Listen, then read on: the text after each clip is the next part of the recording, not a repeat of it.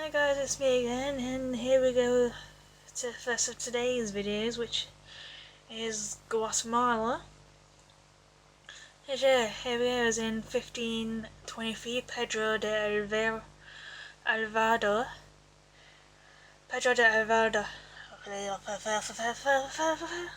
Pedro de Alvarado was sent to a force of Spaniards to what was now Guatemala, as the Spanish had a great technological advantage over the the Mayans and who else was living around there at the time.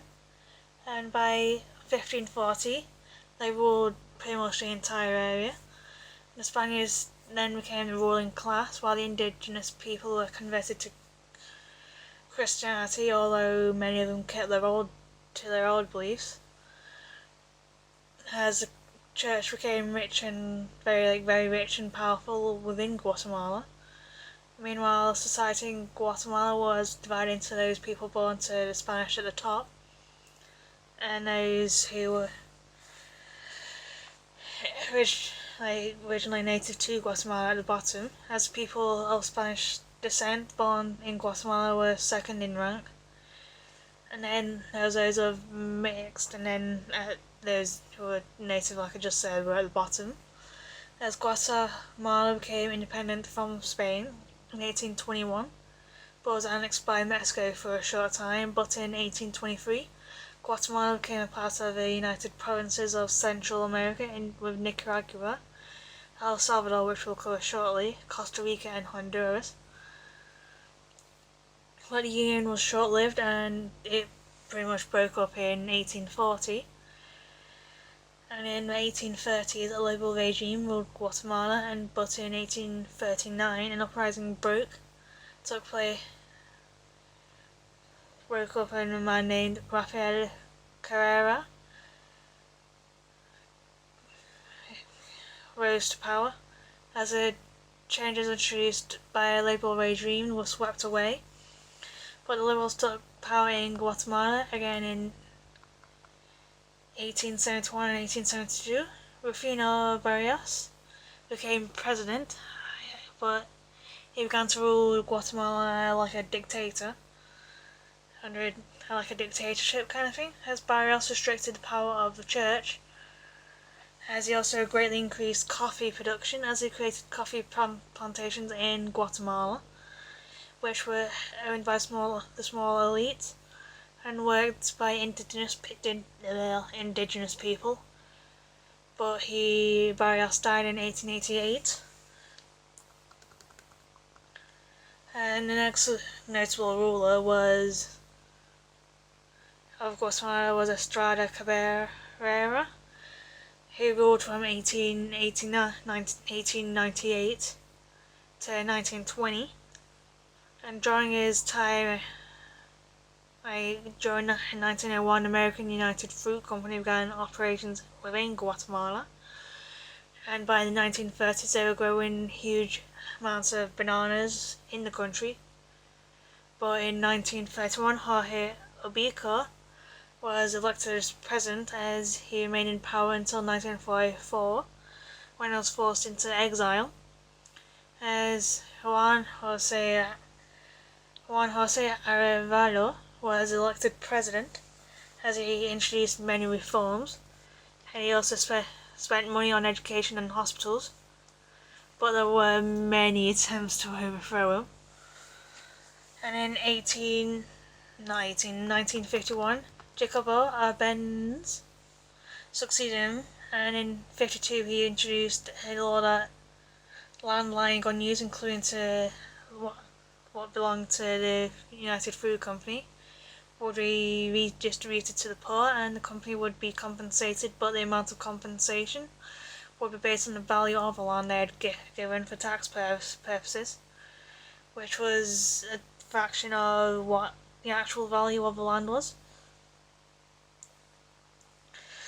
And the CIA decided to throw an invasion of Guatemala, led by 2 Guatemalan officers, as Arbenz was forced to step down, as Castillo Armas became the next president of Guatemala, as he undid pretty much all the reforms that had been made up until that point, and furthermore anyone could not read or write, which was most of the population who were deprived of the right to vote,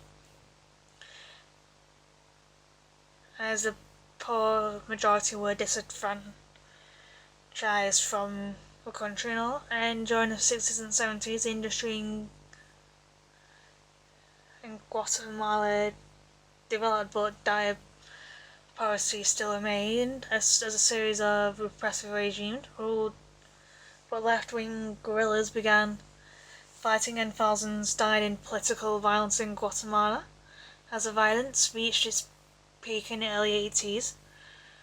But civilian rule did return by 1986 when Vincio Carrizo was elected president, as bloodshed in Guatemala diminished but did not end completely, as killing finally ended in 1996 when peace accords were signed, as the civil war in Guatemala is believed to have cost up to 200,000 lives. Today Guatemala is still very poor, but as the economy still relies on agriculture, as it's still kind of like an unequal society, and poverty remains, at least although there's still poverty, literacy rates are rising slowly. The population stands at about 15 million as of the source being made and all. And there's Sihuanaba, as in Guatemala she's known in Guatemala as she's called Sihuanaba in El Salvador, and Siguana in Honduras, and Segura in Costa Rica. And what is kind of like somewhat terrifying is she's kind of like a shape-shifting spirit in Central American folklore, who has the body of a very attractive woman when she's seen from the back, and is long-haired and often in a birthday suit kind of thing, or wearing kind of like a white dress that kind of accentuates her figure and all that. As men can come upon her while she is bathing in dark nights. They may not see her real face, which can be that of a horse or a human skull, until she's led them into danger or has gotten them hopelessly lost. As in Guatemala, the Sigun Haba usually appears to punish unfaithful men. So yeah, don't go cheating around on your wives. As it said, she takes them to solitary places where she then shows her face and makes men so scared that they can't move, and then she proceeds to take their soul. So yeah, lesson 1, don't cheat on your wife. Lesson 2, don't go wandering around where they're at least not alone kind of thing, and not unprepared kind of thing. So yeah, bye for now, and I'll see you shortly.